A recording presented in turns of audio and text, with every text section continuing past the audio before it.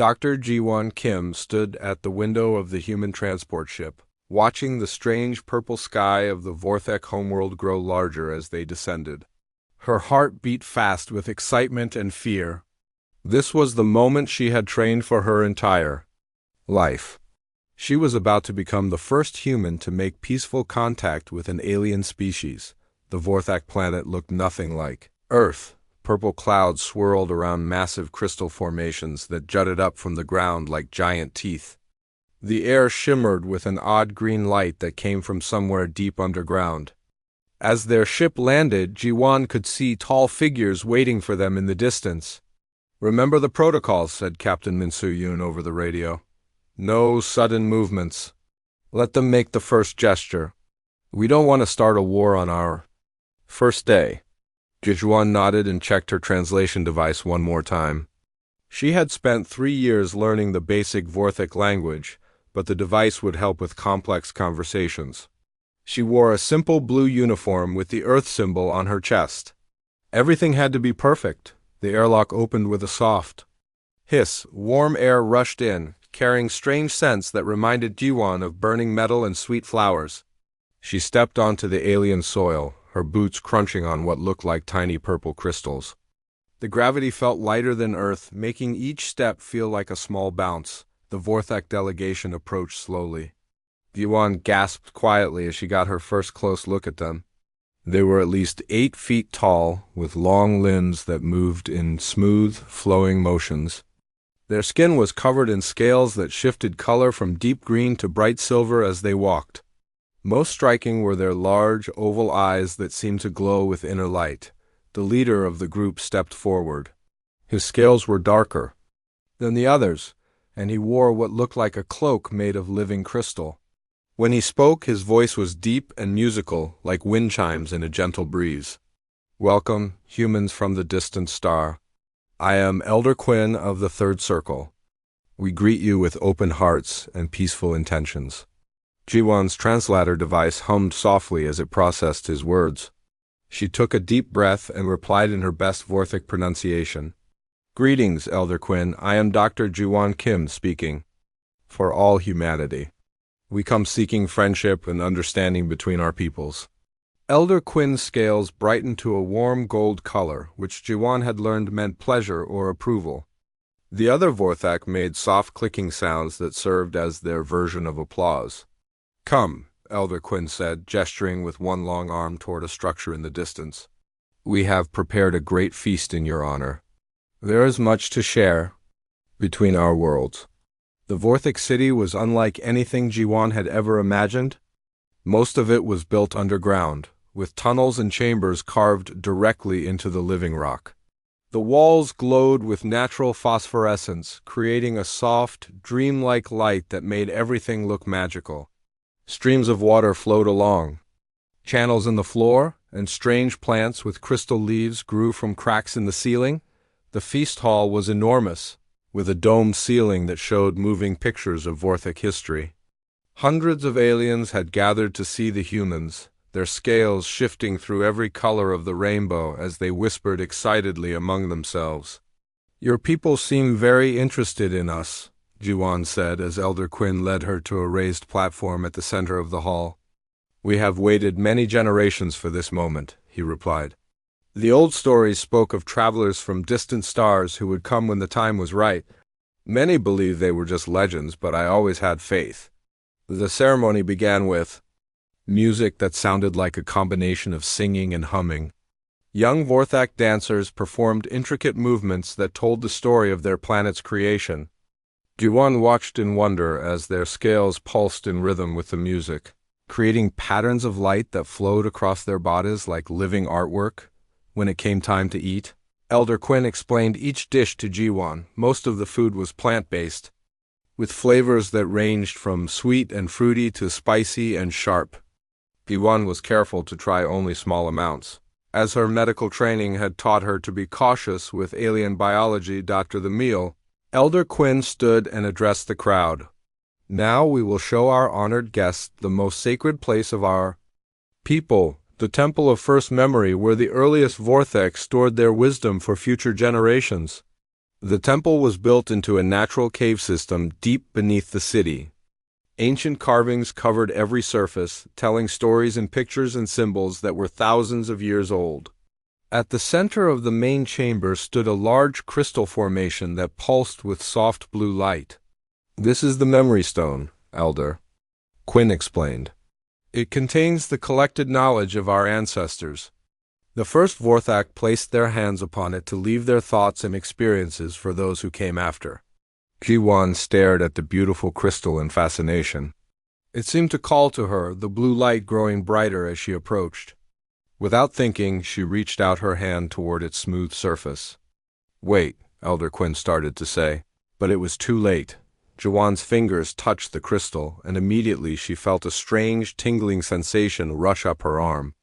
The light flared brightly for just a moment, then returned to its normal gentle glow. She pulled her hand back, looking at Elder Quinn with concern. "I'm sorry. I didn't mean to touch it without permission.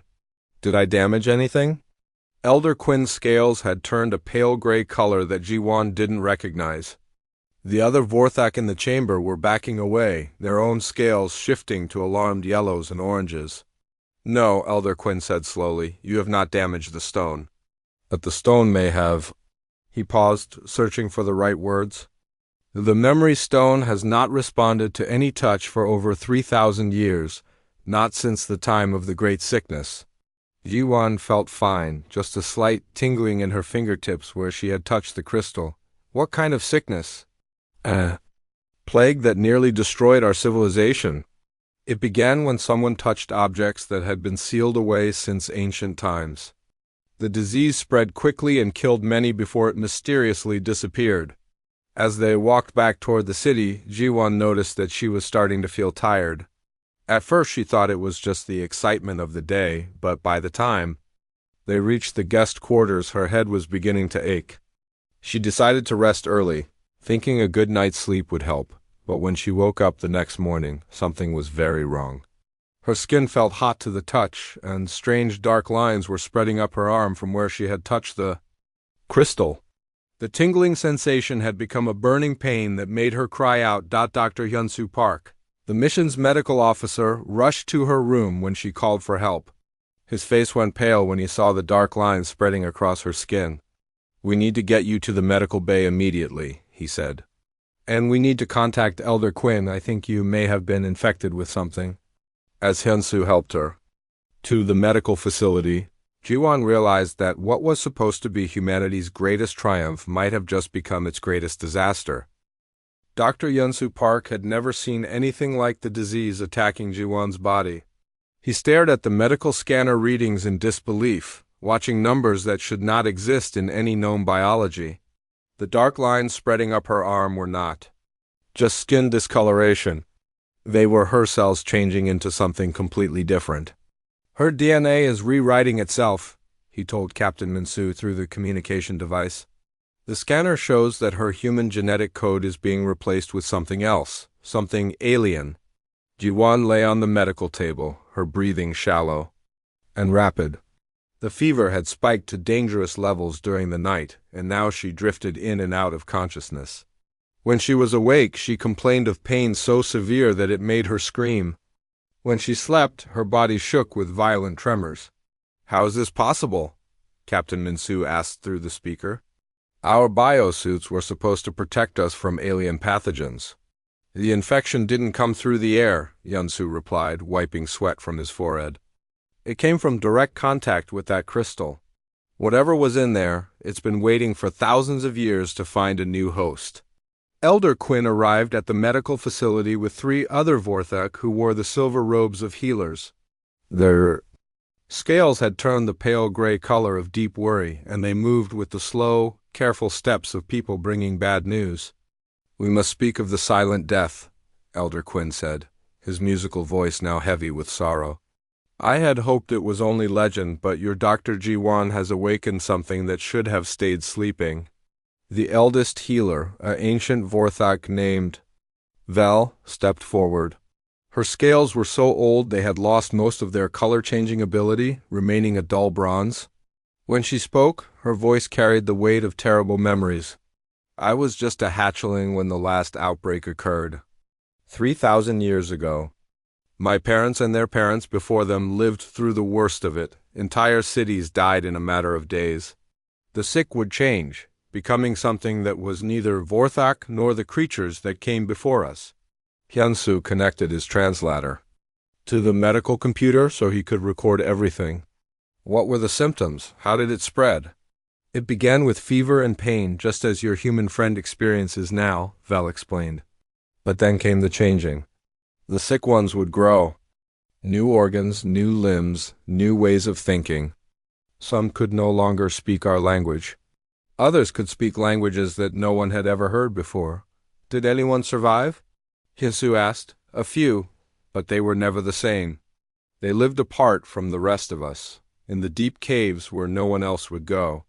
Some say their descendants still live there, though no one has seen them for centuries. Elder Quinn's scales darkened further. The worst part was that we could not understand why some lived and others died. The healers of that time tried everything. Medicine, surgery, even the old harmony songs that were said to heal the spirit. Nothing worked. Hyunsu looked at his scanner again. Juwon's condition was getting worse by the hour. The dark lines had spread past her shoulder and were moving toward her heart. At this rate, she would not survive another day. There has to be something, he said desperately. Some treatment your ancestors used, some knowledge that was passed down? That is the greatest tragedy, Vel replied sadly. Most of our healers died trying to cure the sick. The knowledge died with them. When the plague finally ended, we sealed away everything that might carry the disease and swore never to touch it again. How did it end? Captain Minsu asked through the communicator. If there was no cure, what stopped it? The three Vorthak healers looked at each other with expressions that Hyunsu was learning to recognize as confusion. No one knows, Elder Quinn said finally. One day the dying stopped. The sick either got better or died, and no new cases appeared. It was as if the disease simply decided to leave us alone. Hyunsu felt a chill run down his spine. A disease that stopped itself suggested intelligence behind it, not just random biology. Could it have been waiting for something? Some specific condition or trigger? Perhaps, Vel said.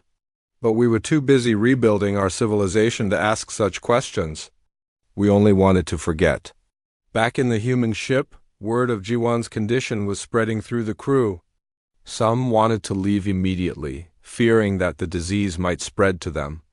Others insisted they should stay and try to help her. Captain Minsu was caught between his duty to protect his crew and his loyalty to a sick team member. Sir, said Communications Officer Sunho Lee, we're receiving messages from Earth Command. They want hourly updates on the situation. And what about the other species? Captain Minsu asked. Have any of them heard about this? The Vorthak sent messages to the Galactic Council as soon as Dr. Juwon showed symptoms. The response has been ... concerning? Sunho handed him a tablet showing the latest communications. Species after species was expressing fear and alarm. Some were demanding that humans be quarantined immediately. Others were calling for the mission to be terminated and all humans to be sent back to Earth. They think we might be carrying this disease, Captain Minsu realized with growing horror. They think humans could spread it to other worlds. Meanwhile, in the Vorthak city below, something strange was happening in the hatchling nurseries. Young Vorthak, barely old enough to walk, were gathering near the walls closest to the human medical facility. Their caretakers found them pressing, their small bodies against the stone, making soft humming sounds. It started this morning, reported caretaker Nara to Elder Quinn. At first it was just one or two of the youngest ones.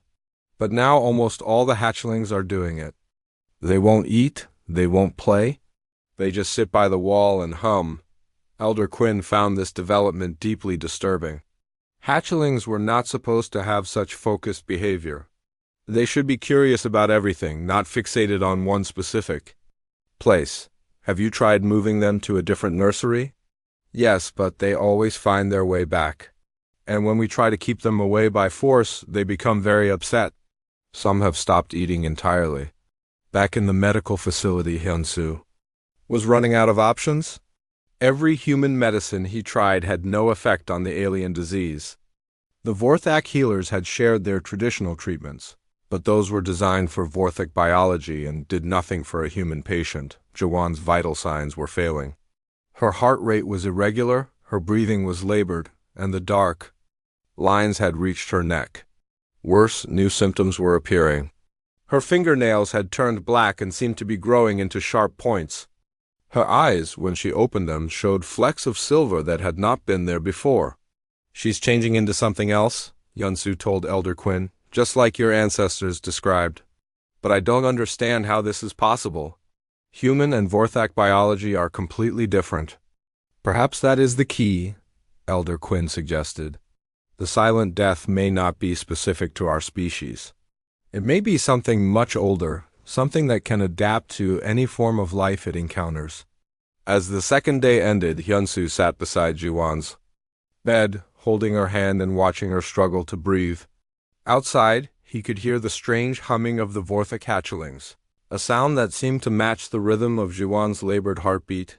He did not know it yet, but that sound would soon prove to be the most important clue in solving the mystery of the silent death. Among all the young Vorthak gathering near the medical facility, one small hatchling stood out from the rest. Her name was Rix, and she was barely 3 months old. While her clutchmates hummed softly and pressed against the walls, Rix did something different. She pressed her tiny ear against the stone and listened with an intensity that worried her caretakers. "That little one is acting very strange," caretaker Nara told her assistant Kesh.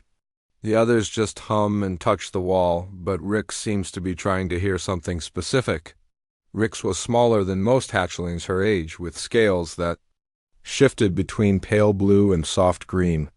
Her large eyes were brighter than normal, and she moved with quick, nervous energy that made her seem older than her months. When the other young ones played, she watched from a distance. When they slept, she stayed awake, always listening. "Maybe we should separate her from the group," Kesh suggested. "Her behavior might be making the others act strange too." But when they tried to move Rix to a different room, she became very upset. She made sharp crying sounds and tried to crawl back toward the medical facility.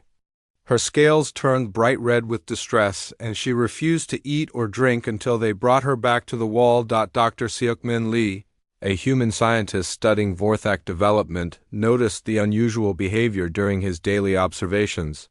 He had been watching the hatchlings for weeks as part of his research into alien child psychology.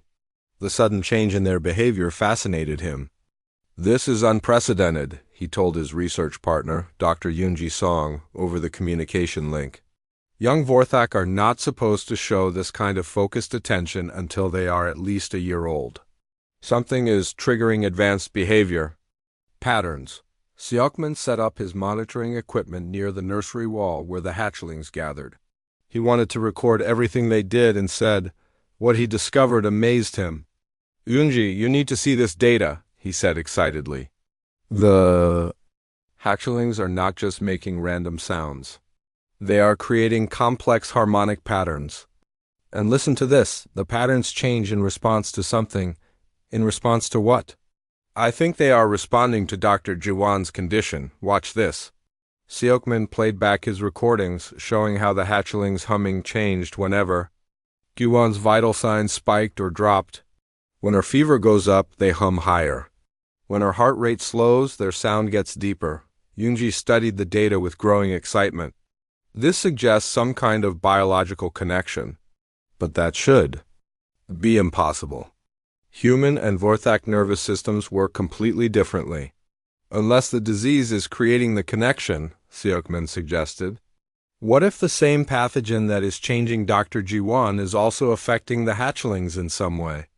But when they tested the young Vorthak, they found no signs of infection. The hatchlings were perfectly healthy. Whatever was happening, it was not caused by the disease itself. Rix continued to be the most responsive of all the young ones. Seokman began focusing his observations on her specifically. He noticed that her scales changed color in patterns that seemed to match Jiwan's medical readings. When the human woman was in severe pain, Rix's scales turned deep purple. When Jiwon's breathing became difficult, Rix's scales shifted to rapid patterns of yellow and orange. It is as if she is feeling what Dr. Jiwon feels, Seokmin reported to Captain Minsu. But we have no scientific explanation for how this could be possible. Elder Quinn became very interested in these reports. He came to observe Rix personally, watching as the tiny hatchling pressed herself against the wall and responded to changes in the human's condition that no one had announced or discussed. This reminds me of something from the old stories, he told Seokmin. Before the silent death, our healers spoke of hatchlings who could sense sickness in others. They called them harmony listeners because they could hear the music of healthy life and know when it was disturbed. What happened to these special hatchlings during the plague? Elder Quinn's scales darkened with sadness. Most died trying to help the sick. The few stories that survived said they would exhaust themselves attempting to heal others. Their gift became their curse. Seokmin felt a chill of worry. Is Rix in danger? Should we keep her away from the medical facility? I do not know. The old knowledge was lost with the healers who possessed it. But I fear that little Rix may be trying to do something that no hatchling should attempt. As Jiwon's condition worsened on the third day, Rix's behavior became even more intense. She stopped eating completely and would not sleep. Her scales began to pulse with light and rhythm with something that the monitoring equipment could not. Detect caretaker Nara was becoming desperate. She is making herself sick with worry about something she cannot even understand. Hatchlings are not supposed to have such strong emotional responses. Maybe she understands more than we think, Seokmin suggested. He had been studying the recordings of Rix's vocalizations and had made a startling discovery. Her humming is not random. It follows mathematical patterns that are incredibly complex. Some of these sequences match harmonic frequencies found in Vorthak healing music. But she is too young to know healing songs, Nara protested. Hatchlings learn those when they are much older, and only if they choose to become healers. What if she does not need to learn them? What if the knowledge is already inside her somehow? That evening, something extraordinary happened.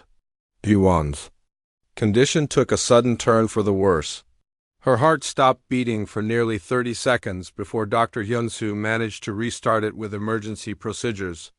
At the exact moment when her heart stopped, Rix let out a piercing cry that was heard throughout the entire nursery complex. But when Jiwon's heart began beating again, Rix did something that made everyone stop and stare. She began to sing, not the simple humming that hatchlings usually made, but a complex melody with multiple harmonies that seemed to come from different parts of her throat at the same time. That is impossible, Nara whispered. No hatchling can make sounds like that. Even adult Vorthak cannot sing with multiple voices. The song continued for nearly an hour, with Rix's scales creating flowing patterns of light that matched the melody. Other hatchlings gathered around her, their own scales beginning to pulse in harmony with hers. Together, they created a display of light and sound that was both beautiful and deeply unsettling. We need to get Elder Quinn, Seokmin said. And we need to check on Dr. Jiwon immediately. When they rushed to the medical facility, they found Dr. Hyunsu staring at his instruments in confusion. I do not understand what is happening, he said. Her vital signs just stabilized. The fever dropped, her heart rate normalized, and the spread of the infection has slowed. When did this start? Seokmin asked. About an hour ago. Right around the time we heard that strange singing from the nursery. Seokmin and Elder Quinn looked at each other with growing realization. The timing was too perfect to be coincidence. Somehow, little Rix was connected to Jiwon's recovery. But none of them understood how a 3-month-old hatchling could possibly be healing a dying human from across the city. As the night wore on, Rix continued her complex song. And as long as she sang, Jiwon's condition remained stable. The moment the hatchling stopped to rest, the human's fever began to rise again. They were witnessing something that challenged everything they thought they knew about biology, medicine, and the limits of interspecies connection. And at the center of it all was one small determined hatchling who seemed to be carrying knowledge that her own species had forgotten centuries ago. By the fourth day, Dr. Jiwan was dying. Her body temperature had reached dangerous levels, and the dark lines from the alien disease had spread across most of her torso. Dr. Yunsu had tried every medicine in his medical kit, but nothing could stop the infection from consuming her cells. "Her organs are shutting down one by one," he reported to Captain Minsu with a heavy heart. "I estimate she has maybe 6 hours left. I'm sorry, but there's nothing more I can do with human medicine." In the nursery complex, little Rix had grown, weaker from her constant vigil. She had not eaten in 2 days, and her small body was trembling with exhaustion. Caretaker Nara was deeply worried about the hatchling's health. "She cannot continue like this," Nara told Elder Quinn. "If she does not rest and eat soon, we will lose her too. I cannot allow a hatchling to die from trying to help someone she has never even met." But every time they tried to move Rix away from the wall, she became frantic. Her scales would flash bright red, and she would make distressed sounds that brought tears to even the adult Vorthok. It was clear that something inside her was driving this behavior, something stronger than normal hatchling instincts. "Let me try something," Dr. Siekman suggested. "What if we brought Rix to see Dr. Jiwan directly? Maybe, if she can be in the same room, she won't need to exhaust herself trying to connect through the walls." Elder Quinn was hesitant. The medical facility is kept sterile. A hatchling could carry germs that might make the human's condition worse. With respect, Elder Quinn, Dr. Jiwan is already dying. And if there really is some kind of connection between them, maybe being closer will help both of them. After much discussion, they decided to try the experiment. Caretaker Nara carefully wrapped little Rix in a soft blanket and carried her to the medical facility. The hatchling's eyes grew wide as they entered the building, and her scales began to shift rapidly through different colors. When they reached Jiwan's room, Rix immediately tried to get out of Nara's arms. She made urgent chirping sounds and reached toward the human woman lying on the medical table. Dr. Yunsu looked uncertain about allowing an alien infant near his patient. "Her immune system is almost completely destroyed," he warned. "Any additional stress could kill her within minutes." "But look at the hatchling," Siekman said. "She clearly wants to help somehow." Rix's scales had begun to glow with soft patterns of blue and green light. The colors moved across her small body like waves, creating a display that was both beautiful and somehow comforting. When they placed her on a small table next to Jiwan's bed, the hatchling immediately began to sing, but this was not the simple melody she had been making before. This was something much more complex, with harmonies that seemed to come from the air itself. The sound filled the room with vibrations that could be felt as well as heard. "My instruments are picking up frequency patterns I've never seen before," Dr. Hyunsu said in amazement.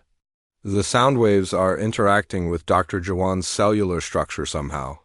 As Rix continued her song, remarkable changes began to happen to Jiwan's body. The dark lines that had been spreading across her skin started to fade.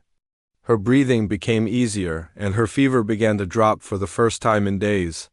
"This is impossible," Yunsu whispered, watching his medical scanners show improvements that defied all scientific explanation. "Her cells are actually repairing themselves. The infection is not being destroyed, but it's becoming dormant, as if something is telling it to stop spreading." Elder Quinn watched the scene with tears in his large eyes. "I have seen this before in the oldest memory crystals of our people. This is the harmony healing that we thought was lost forever." But how does a 3-month-old hatchling know ancient healing techniques?" Siokman asked. "Perhaps the knowledge never left us," Elder Quinn replied thoughtfully. "Perhaps it has been sleeping in our genetic memory, waiting for the right moment to awaken." Rix sang for 3 hours straight, her tiny body glowing brighter as the healing continued. Jiwan's vital signs steadily improved, and the alien infection retreated to a small area around her original contact point with the crystal. When the hatchling finally stopped singing, she collapsed from exhaustion, but she was still alive. "Is it over?" Nara asked, gently picking up the unconscious hatchling. "Is the human healed?" Dr. Hyunsu checked his instruments carefully. She's stable and much better than before. But the infection is still there, just dormant. If Rick stops her healing work, I think the disease will become active again. As if to prove his point, Jiwon's fever began to rise slightly as soon as Rick's fell asleep. The moment the hatchling woke up and began humming softly, the fever dropped back down. So, Rix has to stay awake and keep healing her continuously? Seokmin asked with concern. That's not sustainable. The hatchling will die from exhaustion. Elder Quinn studied the patterns of light still flickering across Rix's scales. No, I think she is teaching the human's body how to fight the infection itself. The harmony healing does not just suppress the disease. It shows the patient's own healing systems how to recognize and contain the threat. How long will that take? According to the old stories, a complete harmony healing requires exactly 3 days and 3 nights of continuous treatment. If Rix can maintain her strength for that long, the human should be permanently cured. And if she cannot? Elder Quinn's scales darkened with worry. Then we will lose them both. For the next 2 days, Rix never left Jiwon's side. The hatchling would sing for several hours, then rest briefly while still humming softly to keep the healing active.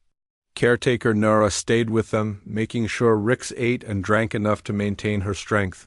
Other young Vorthak came to help, gathering around Rix and adding their own simple songs to support her complex melodies. Even adult Vorthak healers arrived to witness the return of their ancient healing arts. Dr. Seokmin recorded everything, knowing that this moment would change how both species understood the connection between music, biology, and healing. He watched as Jiwon's body slowly learned to fight the alien infection on its own, guided by the harmonic patterns that Rick somehow knew by instinct. On the evening of the 3rd day, something wonderful happened. Rix completed her final healing song and then simply curled up next to Jiwon's hand and fell into a peaceful sleep. For the first time in days, she did not need to keep humming to maintain the healing. Dr. Hyunsu ran every test he could think of. The results were miraculous. The alien infection was still present in Jiwon's body, but it was completely contained by her own immune system. Her cells had learned to recognize and isolate the disease, turning it into a harmless passenger rather than a deadly invader. She's cured, he announced with joy and disbelief. Completely cured, and according to these scans, she should now be immune to any future exposure to this pathogen. As Jiwon slowly opened her eyes for the first time in days, she saw a small, alien child sleeping peacefully beside her. Without understanding exactly what had happened, she gently placed her hand over the hatchling's tiny form and whispered, "Thank you." Little Rix had done what thousands of years of advanced medicine could not accomplish. She had bridged the gap between 2 completely different species and saved a life using knowledge that existed beyond conscious memory.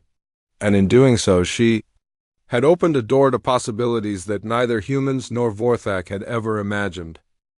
The recovery of Dr. Jiwon and the healing performed by little Rix created excitement throughout both the human and Vorthak communities.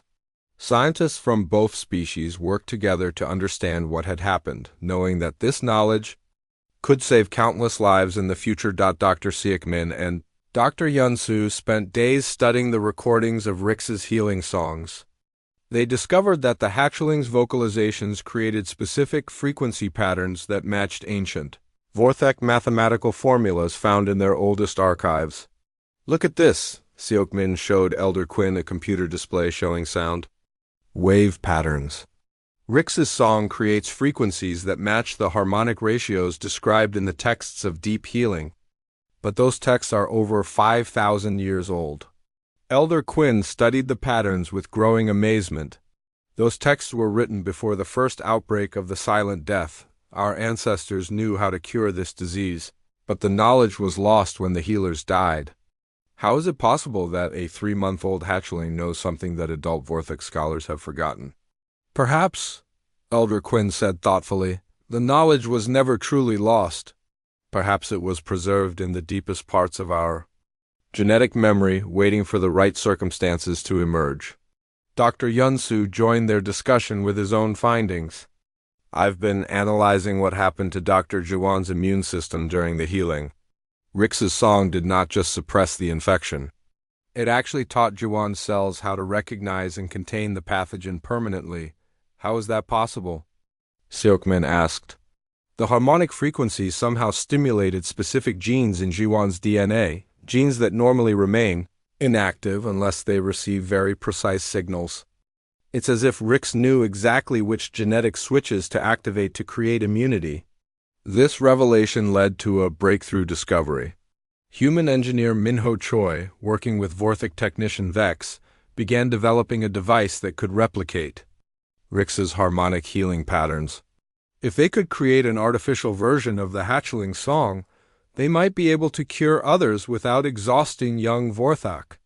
The challenge, Minho explained to the research team, is that Rix's song is incredibly complex. She's creating multiple harmonic frequencies simultaneously, and they have to be precisely timed to work properly. Vex, whose scales showed the deep purple patterns of intense concentration, added, our ancient healing devices used similar principles, but they required teams of trained healers working together. Rix is somehow doing the work of 20 adult healers all by herself. The first attempts to recreate the healing song failed completely. The artificial frequencies were close to Rix's natural ones, but they lacked something essential that made the healing work. When they tested the device on tissue samples infected with the silent death pathogen, nothing happened. We're missing something important, Dr. Yunsu said after the fifth failed test. The frequencies are mathematically correct, but they don't have the same effect as Rix's natural song. Dr. Yunji Song, who had been studying Vorthic brain patterns, suggested a different approach. What if the healing power comes not just from the sound, but from the emotional and biological state of the singer? Rix was not just making noise. She was feeling deep concern for Dr. Juwan's welfare. You mean the healing requires genuine compassion to work? Seokmin asked. It's possible. Many Earth cultures have stories about healing that requires the healer to truly care about the patient. Maybe that's not just folklore. To test this theory, they asked Rix to sing near their artificial device while it was operating. The moment her natural song combined with the machine's frequencies, the infected tissue samples began to heal. The device worked, but only when supported by a living Vorthak who genuinely wanted to help. This is remarkable, Elder Quinn said as he watched the successful test. The healing is not just about sound or frequency. It requires the harmony between technology and compassion, between artificial precision and natural caring. But their experiments revealed another important discovery. The healing process was not just one way. As Rix helped cure the infected tissue, her own brain patterns showed interesting changes. She was learning from each healing session, becoming more skilled and efficient with every attempt. She's not just using instinctive knowledge, Dr. Yunji observed. She's actively developing her abilities. Each time she heals something, she understands the process better. This led to the most important breakthrough of all. When they analyzed the genetic changes in Dr. Juwan's cured cells, they found something unexpected. The healing had not just made her immune to the silent death, it had created a template that could be shared with others. Dr. Juwan's blood now contains the exact genetic instructions needed to cure this disease, Dr. Hyunsu announced to the assembled scientists. We can extract these instructions and use them to create a vaccine. But more than that, Minho added excitedly, the healing frequencies that Rix taught us can be adapted to work with other species. The mathematical principles are universal, even if the specific frequencies need to be adjusted for different biologies. Elder Quinn was amazed by this revelation. You mean that what little Rix has discovered could help not just humans and Vorthak, but any species that might encounter this disease? Exactly, and potentially other diseases as well. The harmonic healing technique appears to work by activating dormant genetic defenses that exist in most carbon-based life forms. As word of their discovery spread, representatives from other alien species began arriving to learn about the new healing methods. The same species that had feared humans as potential disease carriers now wanted to understand how they had achieved something that had Seemed impossible. The research team worked day and night to refine their artificial healing device. They needed to create a version that could work without requiring a Vorthek healer to be present, because not every world would have access to someone with Rix's abilities. The key, Vex realized during one late-night session, is to record not just the frequencies but the emotional patterns as well. Rix's compassion creates subtle variations in her song that are essential to the healing process. How do we record emotions? Minho asked. We use the same bioharmonic sensors that detect the healing frequencies. Emotion creates physical changes in brain activity, and those changes affect vocal patterns in ways that can be measured and replicated. The breakthrough came when little Rix volunteered to help create the perfect recording. She sang her healing song while thinking intensely about wanting to help all the sick people in the galaxy.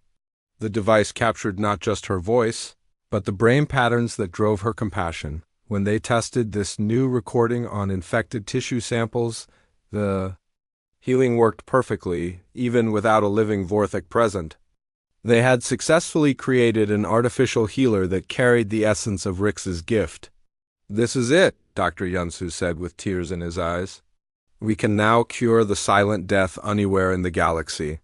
And with some modification, we might be able to adapt this technique to cure other diseases as well. But the most important discovery was yet to come. As they prepared to share their findings with the galactic community, they realized that humans had played a unique role in this breakthrough. Dr. Jiwan's human biology had been essential to understanding how the healing worked, and human engineering skills had been crucial to creating the artificial healing device. We could not have achieved this alone, Elder Quinn admitted to Captain Minsu. Your species brought something essential to the solution. Something that we Vorthak had lost over the centuries. What was that? The captain asked. The willingness to question everything and try new approaches. We had accepted that the silent death was incurable because our ancestors failed to cure it, but humans refused to accept that limitation. As they prepared to test their healing device on a larger scale, everyone understood that this was just the beginning. They had not just found a cure for an ancient plague. They had discovered a new form of medicine that combined technology with compassion, science with caring in ways that could transform healing throughout the galaxy. 3 months after Dr. Jiwan's miraculous recovery, the healing device created by the human Vorthek research team was ready for its first major test. The opportunity came when a Galactic Council survey ship reported an outbreak of the silent death on a remote mining colony inhabited by 3 different alien species. This is perfect for testing our universal healing approach, Dr. Siekman told the assembled team. If our device can cure the disease in multiple species simultaneously, we'll know that the harmonic healing principles truly work across all carbon-based life. Captain Minsu led a joint rescue mission with Elder Quinn and a team of both human and Vorthek scientists. Little Rix, now 4 months older and much stronger, insisted on coming along to help with the healing work. She has become the most skilled harmony healer among our people, Elder Quinn explained to the humans. Her abilities have grown remarkably since she first saved Dr. Jiwan. We believe she could train others to use these gifts. When they arrived at the mining colony, they found a desperate situation. Over half the population was infected, and the colony's medical facilities were completely overwhelmed. The 3 species living there, the insectoid clacks, the plant-like verdani, and the crystalline luminos, all showed different symptoms but were clearly suffering from the same basic disease. The pathogen has adapted to each species, Dr. Hyunsu observed as he studied the medical reports, but the core mechanism is the same. It's rewriting genetic code and turning healthy cells into something alien. The rescue team set up their healing equipment in the colony's main medical center. The artificial healing device, now refined and improved, was designed to automatically adjust its frequencies for different alien biologies. The device will scan each patient and modify the harmonic patterns to match their specific genetic structure, Minho explained to the colony's doctors. It should work on any carbon-based life form. The first test patient was a young Klax whose insect-like body was covered with the dark spreading marks of the infection. As the healing device activated, Rix began to sing along with it. Adding her natural compassion to the artificial frequencies, the results were immediate and dramatic. The dark marks on the Klax patient began to fade, and their vital signs steadied. Within an hour, the infection had been contained and was beginning to retreat. "It works," Dr. Yunji announced with excitement. "The harmonic healing is effective across species barriers." But as they treated more patients, they discovered something unexpected. The healing process was not just curing the current infections. It was also creating a kind of immunity that could be shared between individuals. "Look at this," Dr. Yunsu said, studying blood samples from cured patients. "The healed cells contain genetic templates that can be transferred to others through simple contact. Each person we cure becomes capable of helping to cure others." Dr. Jiwan, who had insisted on joining the mission despite concerns about her health, made an even more remarkable discovery. "My blood can cure any species affected by this disease," she reported after testing her samples on infected tissue from all 3 alien types. "The healing I received from Rix created universal immunity patterns.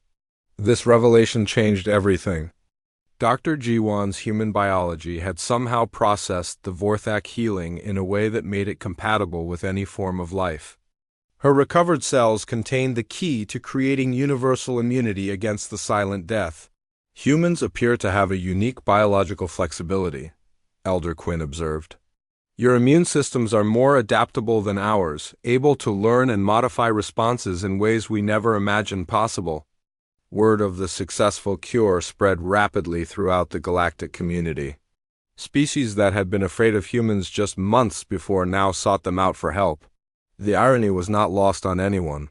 The same adaptability that had made other aliens fear humans as potential disease carriers had actually made them the perfect partners for creating cures.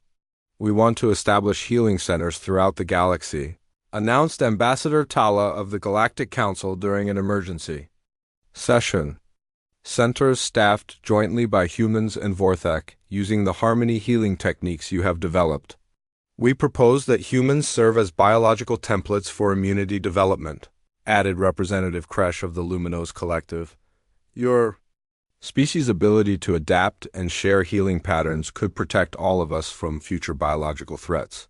Captain Minsu was amazed by how quickly the situation had changed. 6 months ago, we were just hoping to make peaceful contact with one alien species. Now you're asking us to become guardians of galactic health. Your people have shown qualities that we desperately need," Elder Quinn replied. "Courage to face the unknown, determination to find solutions, and most importantly, the compassion to help others even at risk to yourselves." The formal agreement was signed 3 weeks later. Humans would establish harmony centers on key worlds throughout the galaxy, working with Vorthak healers to provide both emergency treatment and preventive immunity programs.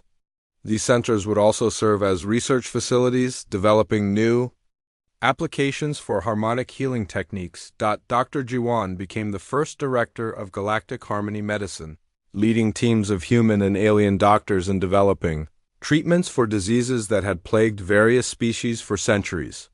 Her unique biology, permanently altered by her encounter with the silent death, made her an ideal researcher and teacher. Little Rix, now recognized as the youngest harmony master in Vorthak history, established a school for training healers of all species. Her natural gifts, combined with her ability to bridge the gap between instinctive knowledge and scientific understanding, made her a perfect teacher. "The most important lesson," Rix told her first class of mixed species students, "is that healing requires more than just knowledge or technology. It requires genuine caring for the patient's welfare. The harmony comes not from the frequencies alone, but from the harmony between the healer's mind and heart." Dr. Seokmin documented everything for future generations, creating a comprehensive guide to cross-species harmony healing. His research showed that the techniques could be adapted to treat not just the silent death, but many other conditions that affected multiple species. "We have discovered something much bigger than a cure. For one disease, he wrote in his final report. We have found a new way of thinking about medicine that considers the emotional and spiritual aspects of healing, along with the purely physical. The success of the Harmony Centers led to other cooperative ventures between humans and various alien species. Trade agreements, scientific exchanges, and cultural partnerships flourished as other species came to see humans not as a threat, but as valuable allies in solving galactic challenges. 5 years after that first disastrous contact with the Memory Stone, Dr. Jiwan stood in the new Galactic Harmony Center on Earth, watching human and alien children play together in the gardens outside. The center treated patients from dozens of different worlds, and its research had led to cures for 17 different diseases. Did you ever imagine it would lead to this? Captain Minsu asked her as he visited the center during a diplomatic mission. Never, Jiwan replied, watching as little human children learned harmony songs from young Vorthek teachers. I thought I was going to die alone on an alien world. Instead, I became part of something that connects all of us across the galaxy. In the distance, they could hear the sound of harmony healing songs being practiced by the next generation of healers. The melodies carried on the wind were complex and beautiful, combining human creativity with Vorthek tradition and innovations from dozens of other species.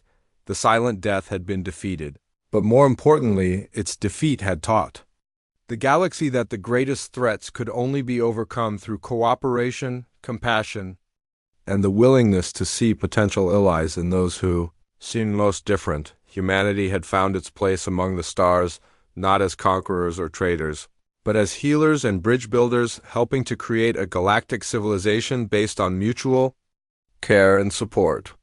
And it had all started with one small hatchling's instinctive desire to help a dying stranger from another world.